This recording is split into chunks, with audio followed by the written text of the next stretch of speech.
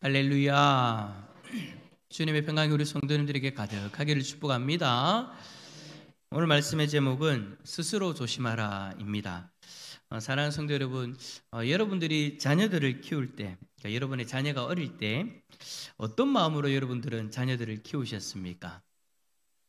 여기 계신 분들이 아마 대부분 이제 자녀들이 장성하여서 독립한 분들이 참 많이 계시는데, 그 자녀들이 어릴 때 여러분들은 어떤 마음으로 키우셨냐라는 것입니다. 아마도 사랑하는 마음, 헌신하는 마음 등등 자녀들을 위한 어떤 그런 마음들, 자녀들을 위하는 그런 마음들을 가지고 그렇게 키우셨을 거예요. 그 중에 혹시 여러분 조바심도 있지 않았습니까? 여러분들이 자녀를 키울 때 마음에 가졌던 그 조바심, 어린 자녀들을 바라볼 때 조마조마하는 마음으로 자녀들에게 집중할 때가 여러분 많이 있었죠. 혹시라도 아이가 먹으면 안 되는 것을 먹는 것은 아닌가, 그래서 먹으면 안 되는 것을 먹어서 탈이 나는 것은 아닌가, 혹시 무슨 일이 생기는 것은 아닌가 라는 그런 조바심을 가지고 그렇게 보는 거죠. 또 만져서는 안 되는 것을 만지는 것은 아닌가, 걷기 시작할 때 걷다가 넘어지는 것은 아닌가, 막 걸으면서 집에 있는 물건들에 손을 대기 시작할 때 혹여라도 다치는 물건, 날카로운 물건을 만져서 큰일 나는 것은 아닌가, 물건을 잘못 다루는 것은 아닌가, 이제 학교 가기 시작할 때 학교에 가서 친구들하고 사이가 나빠지는 것은 아닌가, 혹이라도 나쁜 친구들 만나서 잘못된 길을 가는 것은 아닌가. 여러분, 우리는 언제나 그런 조바심을 가지고 그렇게 자녀들에게 집중을 합니다. 저는 제일 조바심을 가졌을 때가 언제인가를 가만히 생각해 보니까 칼을 만질 때, 이게 여러분 그냥 어릴 때 막 물건 만지듯 그거 만지는 거 말고요, 이제 본인들이 이제 어느 정도 성장을 해서 칼을 만지고 무언가를 할 때, 그때 저는요 진짜 가슴이 조마조마하더라고요. 이제 그렇다고 해서 아무것도 안 시키면 안 되잖아요. 하는 걸 무조건 못하게 하면 안 되잖아요. 아이들이 스스로 뭔가를 할 수 있도록 그렇게 해야 되니까. 그래도 하도록 하는데 어떻게 하면 옆에서 가만히 봅니다. 아니다, 그렇게 이야기하면서 특별히 음식을 본인들이 만들어 보겠다고 막 칼을 가지고 이제 음식을 막 썰려고 할 때, 칼은 그래 잡는 게 아니다, 왼손은 그러는 거 아니다. 저도 코로나 때 음식을 좀 하면서 칼 잡는 법을 좀 배웠거든요. 예, 칼을 이렇게 하면 안 되고 요렇게 해가지고 칼을 이렇게 자르더라고요. 근데 아이들은 어떻게 해요? 그냥 이렇게 하잖아요, 그냥. 그러니까 이제 혹시라도 이 엄지 손가락이 앞에 탁 나와갖고 이거 보면서 혹시라도 이 손 자르는 건 아닌가 싶어가지고 가슴이 조마조마하면서 아이들을 그렇게 쳐다봤거든요. 아이들이 그렇게 자랄 때 이런 일 저런 일로 그렇게 우리는 조바심을 가지면서 아이들을 봅니다. 지켜보죠. 근데 아이들이 다 커도 걱정이죠.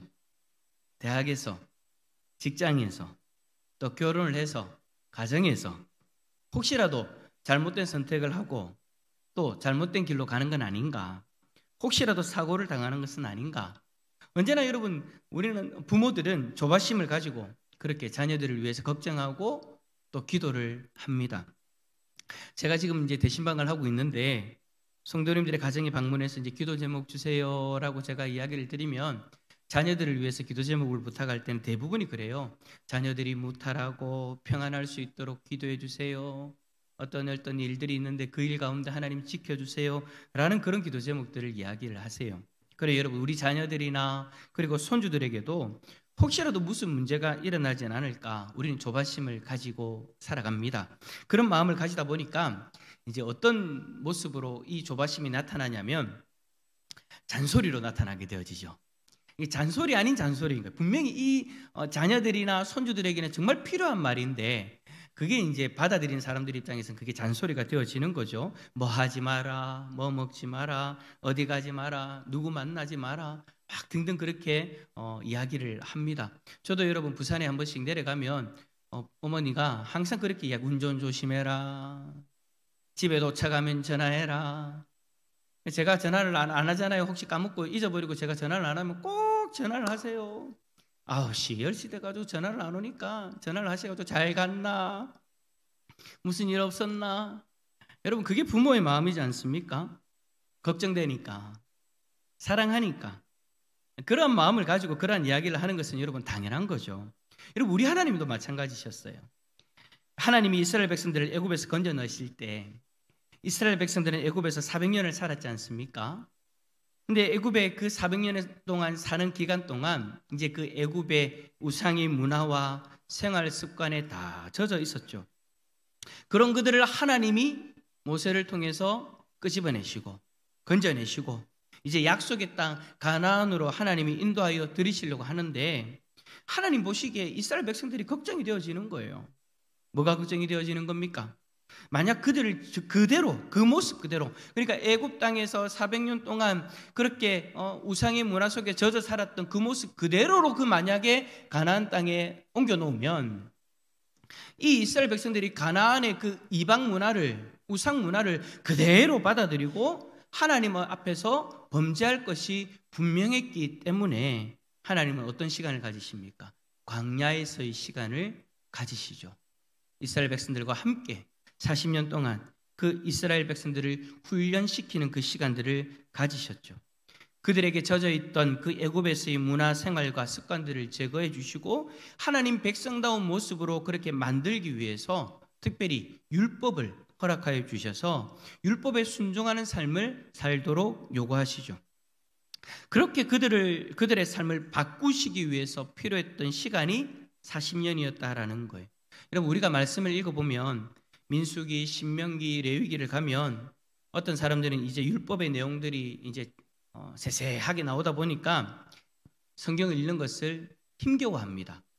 뭐 하지 마라, 뭐 하지 마라, 이럴 땐 이래라, 저럴 땐 저래라, 뭐 그런 말씀만 쭉 나오니까 아유 막 힘들어하는 거예요. 근데 여러분, 율법의 말씀을 여러분 우리가 잠시 인내하면서 그 율법의 말씀들 한번 자세히 한번 살펴보십시오.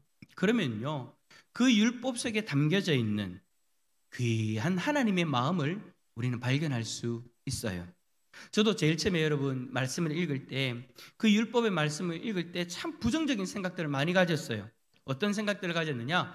우리랑 상관없는 이 율법을 왜 자꾸 읽어야 되나? 로부터 시작해가지고 야, 하나님 참 이스라엘 백성들 너무 답답하게 하신다. 이스라엘 백성들 참 숨도 못 쉬게 하신다. 뭐 이거 세세한 것까지 이러지 마라. 이건 이럴 때 이렇게 하고 저건 저럴 때 저렇게 하고 뭐 이렇게까지 요구하시나? 라는 그런 마음도 솔직히 들었었어요.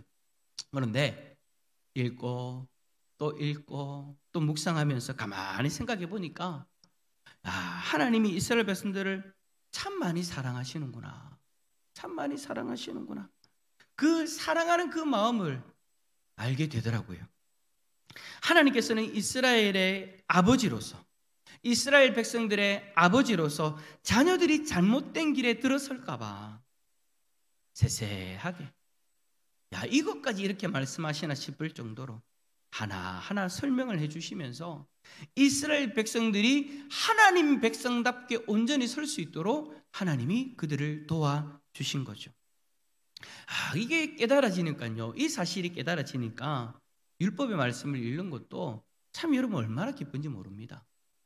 분명히 하지 마라 하지 마라 하지 마라인데 읽으면서 우리 하나님 이런 것까지 신경 써주시는구나. 부모가 자녀들에게 정말 자녀들이 생각하지도 못하는 그 부분까지 생각하면서 노심초사하면서 지켜보면서 도와주려고, 혹이라도 잘못된 선택은 하지 않을까 조바심을 가지면서 지켜보는 것처럼 하나님이 우리에게, 이스라엘 백성들에게 그렇게 말씀하시고 하나님이 눈동자와 같이 그들을 지켜보고 계셨던 거예요. 잘하나 못하나 보는 게 아니라, 그렇게가 아니라 혹이라도 그릇된 길로 가는 것은 아닌가, 혹이라도 가나안 땅의 우상의 문화를 받아들여서 우상의 길로 걸어가는 것은 아닌가, 노심초사하면서 그렇게 하나님의 말씀을 주신 거죠. 그래요, 하나님은 이스라엘을 위해서 율법을 주셨습니다. 이스라엘 백성들은 그 율법을 주신 하나님의 마음을 깨닫고 기쁨으로 그 말씀에 순종하고 살면 되었어요. 가나안 땅에서 하나님 백성답게 그렇게 살면 되었죠. 이러한 이스라엘 역사를 보면 참 이스라엘 백성들은 복받았다라는 그런 생각이 들죠. 그런데도 우리가 이스라엘의 역사를 보면 혀를 쯧쯧쯧 찹니다. 왜요? 그렇게까지 하나님이 사랑하시고 그렇게까지 이스라엘 백성들을 위해서 정말 세세하게 말씀하시고 돕고 계시는 분이 하나님인데, 그 하나님의 마음을 저버리고 가나안 그 땅의 사람들의, 그 이방인들의 그릇된 길을 걸어가 버렸으니 안타깝기도 하고 참 아쉬운 마음이 생기기도 하죠. 그래요, 여러분, 하나님께서 이스라엘 백성들에게 그러셨다면 우리 예수님은요 또 제자들에게 그러십니다. 예수님도 여러분 오늘 본문에서 당신이 사랑하시는 제자들에게 말씀하십니다. 너희는 스스로 조심해라. 너희는 스스로 조심해라. 예수님은 제자들을 위하는 마음으로, 그들을 진심으로 걱정하는 마음으로 오늘 본문의 말씀을 통해서 경각심을 가지고, 제자들이 경각심을 가지고 스스로 지키기, 조심하기를 원하셨어요. 특별히 여러분, 예수님은요 앞으로 이들이 경험하게 되어질 한 사건을 두고 그들을 진심으로 위하는 마음으로 그렇게 말씀을 하시죠. 그 일이 뭡니까? 바로 종말입니다. 마지막 심판을 이야기를 하시는 거예요. 34절에 그날이 덕과 같이 너희에게 임하리라 라고 말씀하시면서 35절에 이날은 온 지구상에 거하는 모든 사람에게 임하리라 라고 그렇게 경고를 하시죠. 이날은 여러분 바로 종말의 때를 이야기를 하는 거예요. 예수 그리스도가 다시 오시는 그때, 이 세상에 종말이 임하게 되어지는데 그때 하나님의 심판이 임하는 것이지 않습니까? 그 마지막 심판대 앞에 어느 누구도 예외 없이 우리는 주님 앞에 서게 되어집니다.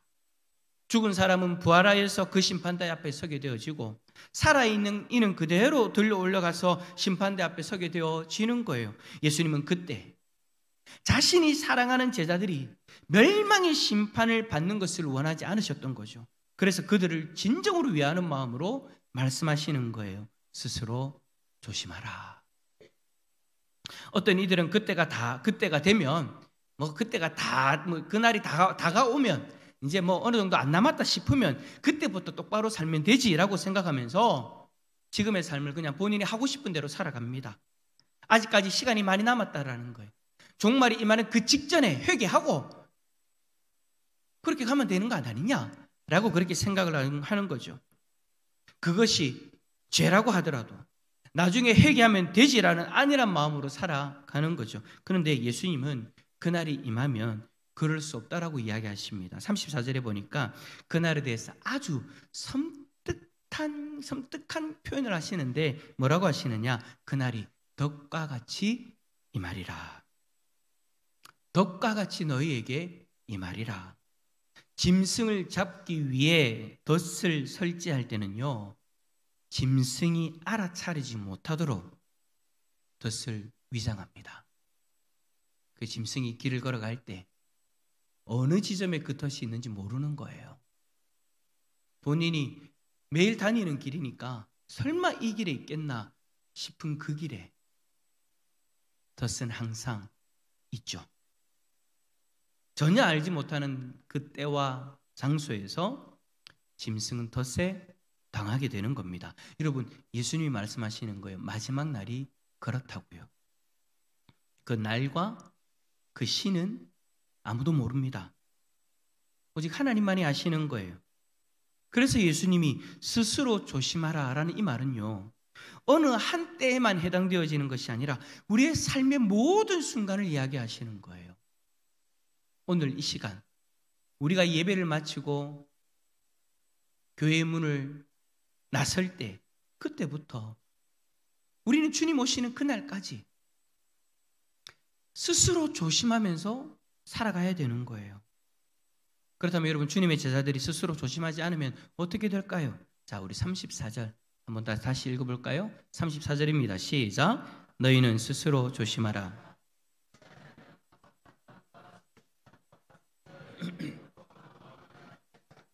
뜻밖의 그날이 덕과 같이 너희에게 임하리라. 아멘. 우리가 스스로 조심하지 않으면 우리에게는 언제든지 방탕함과 술 취함과 생활의 염려로 마음이 둔하여져서 종말을 생각지도 않고 안일하게 살아간다라는 거예요. 구약 성경에 보면 여러분, 하나님의 심판과 관련된 두 가지 사건이 나옵니다. 한 가지 사건은 바로 노아의 홍수이고, 하나는 소돔과 고모라의 심판이죠. 그 심판의 사건 가운데에서도 중요한 어떤 장면으로 나오는 이들이 있죠. 바로 노아와 롯입니다. 근데 이 노아와 롯이 스스로 조심하지 않을 때 어떤 일이 일어났는가를 성경은 기록하고 있죠. 노아는 여러분 성경에서 뭐라고 소개합니까? 당대 의인이었다라고까지 소개합니다. 그런데 어떻게 합니까? 심판이 끝이 나고 포도주에 취해서 옷을 벗음으로 인하여서 자녀들이 실수하게 만들어버리고요. 롯은요, 의로운 사람이라고 이야기하지만 타락한 소돔성에 마음이 물들어서 결국에는 자신의 딸들과 있을 수 없는 근친상간의 범죄를 저지르게 되지 않습니까? 이 사건 모두가 뭡니까? 스스로 조심하지 않은 거예요. 긴장을 풀어버린 거죠. 스스로 조심했다면 일어나지 않아도 되는 일이었던 거예요. 하지만 그들은 스스로 조심하지 않았어요. 어느 지점에서 어느 순간 그 마음을 풀어버린 거예요. 안일하게 행동해버린 거죠. 그래서 결국 죄를 짓게 되어지지 않습니까? 오늘 말씀에서도 이 두 사람이 넘어진 내용을 그대로 이야기하는 거예요. 방탕함과 술 취함과 생활의 염려. 이 두 사람 다 결국엔 술 때문에 이렇게 되어진 거잖아요. 이 두 사람은 결국에는 생활의 염려 때문에 이렇게 되어진 거잖아요. 여러분, 제가 우리 교회 제일 처음 왔을 때 했던 설교가 노아의 홍수 때 하나님께서 약속으로 주신 그 무지개에 관한 그런 설교를 제가 했었습니다. 여러분 기억이 안 나시죠? 네. 몇 년 전인데 벌써, 그죠? 그때 제가 그렇게 이야기를 했죠.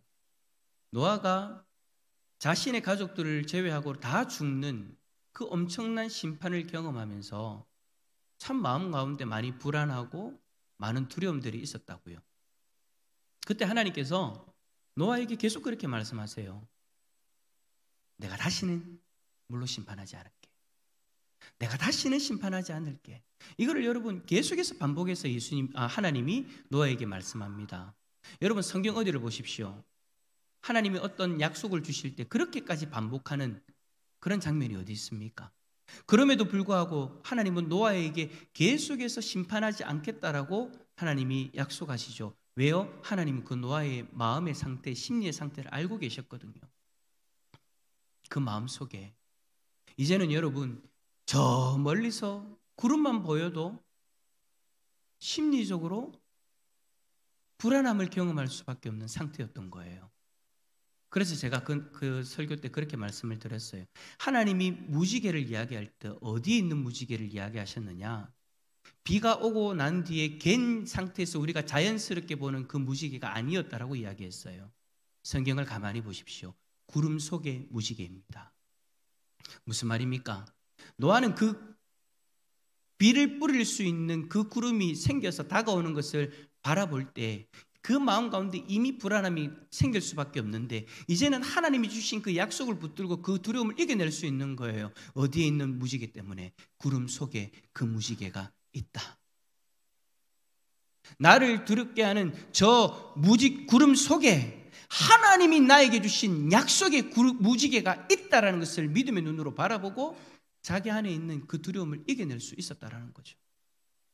결국엔 여러분 노아는 계속해서 그 두려움, 그 물의 홍수로 인한 그 심판으로 인해서 경험하게 되어지는 그 심리적인 어떤 부담, 결국에는 술에 취하게 되어지고 또 결국에는 그 염려 가운데 있게 되어졌죠. 그것으로 인해서 결국엔 여러분 넘어진 거예요.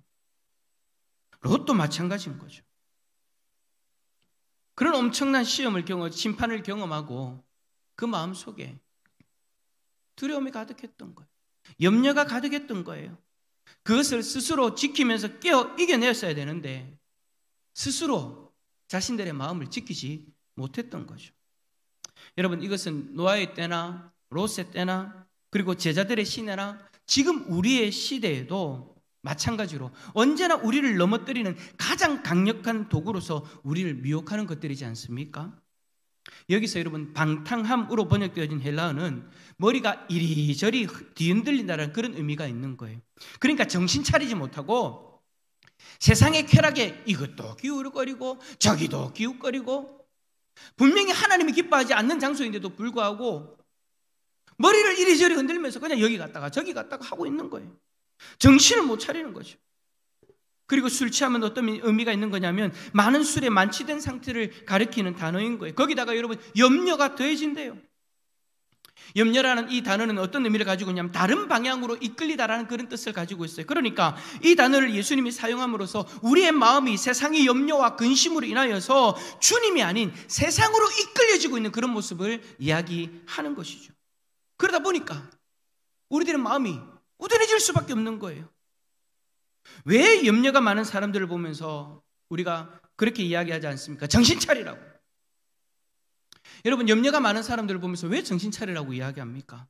염려가 많은 사람들을 가만히 보면요, 눈에 초점이 없어요. 무슨 말이에요? 정신이 혼미한 상태예요.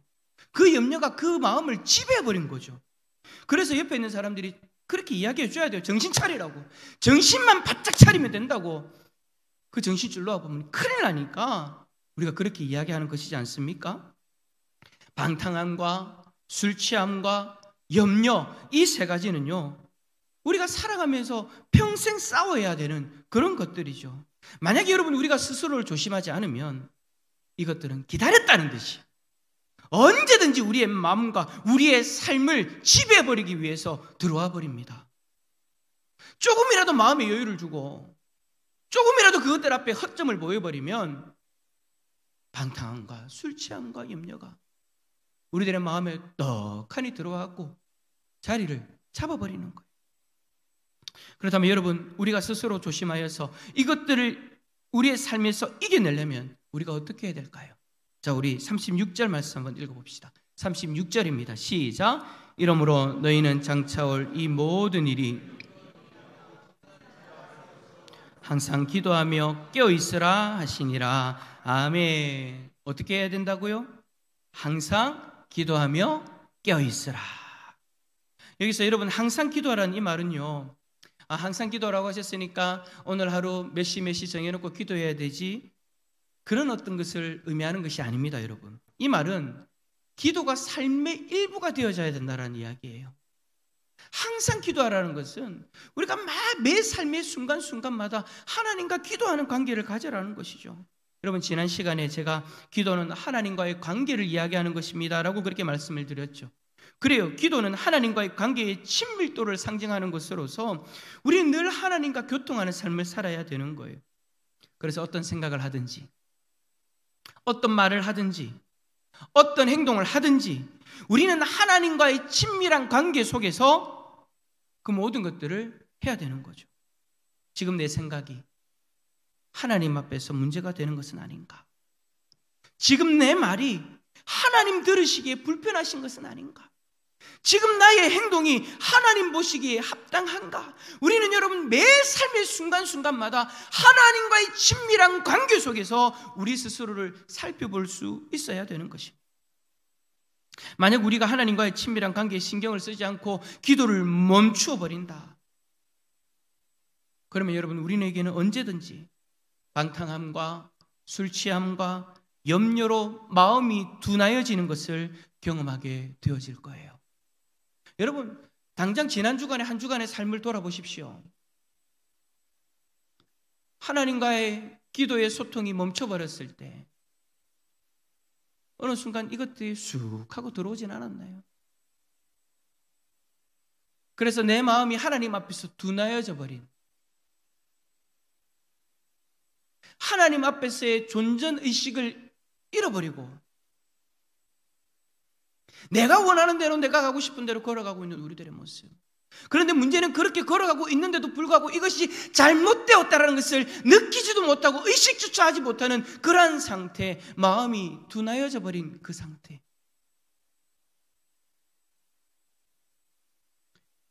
우리는 하나님과의 친밀함을 유지하는 기도가 멈춰버리는 순간 그 마음의 둔하여짐을 경험하게 되어지더라는 것이죠. 오늘 이 말씀은 주님이 제자들에게 말씀하시는 겁니다.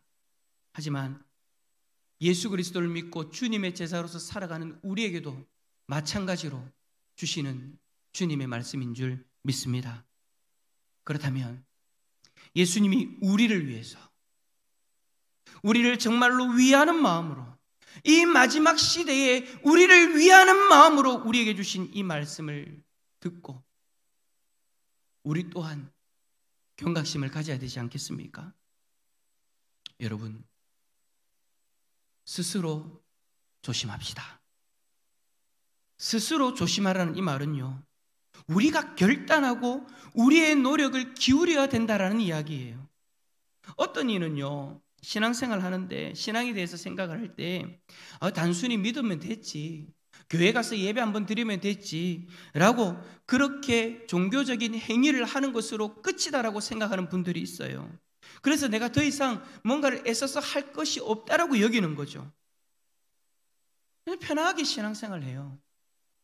그런데 여러분, 절대 그렇지 않습니다. 예수님 우리에게 분명히 말씀하시지 않습니까? 스스로 조심하라. 하라. 이것은 내가 신경을 쓰고 내가 노력해야 된다라는 부분인 거예요. 물론 여러분, 우리가 구원을 받은 것은 믿음으로 되어진 것입니다. 예수 그리스도를 믿음으로 말미암아 우리는 구원받았고, 예수 그리스도를 믿음으로 말미암아 하나님의 백성이 되어졌습니다. 하지만 내가 구원받은 하나님 백성으로서의 삶을 살아가야 되는데, 분명한 것은 그 삶의 여정 속에 내 결단이 필요하고 내 의지가 필요하고 내 노력이 필요하다라는 것입니다.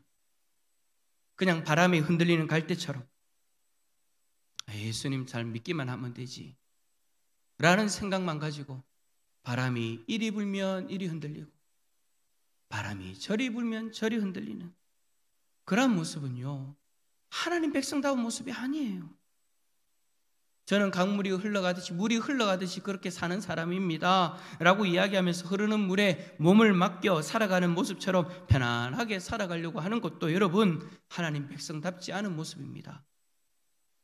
우리는 하나님 백성답게, 믿음으로 구원받은 하나님 백성답게 바람이 불면 그 바람이 부는 곳이 나를 죄를 짓는 자리로 이끌어가는 것이라면, 그 자리에서 우리는 우리의 믿음의 힘으로 그 자리에서 멈춰서 죄와 싸워야 됩니다. 물이 흘러가는 방향이 방탕함과 술 취함과 염려로 인하여 마음이 둔하여지는 방향이라면 우리는 억지로라도 그 반대 방향으로 노를 저어야 됩니다. 오늘 예수님이 우리에게 그 이야기를 하고 계시는 거예요. 스스로 조심하라. 내 힘으로는 안 되던데요. 내 힘으로는 불가능하던데요. 그래서 예수님이 말씀하시잖아요. 우리의 힘으로 스스로 조심하는 것에는 항상 한계가 있으니까 항상 기도함으로 깨어있어라. 하나님과의 친밀한 관계 속에서 하나님의 도우심을 받을 수 있는 자리에 있어야 된다는 거예요. 하나님과의 친밀한 관계 속에 있으면 우리 안에 계시는 성령 하나님이 우리를 인도하시고, 우리가 기도하는 자리에서 도움을 구할 때 하나님이 우리를 반드시 도와주시는 줄 믿습니다. 그러니 우리는 하나님과의 친밀한 관계를 유지하는 기도를 멈추면 안 된다는 것이죠.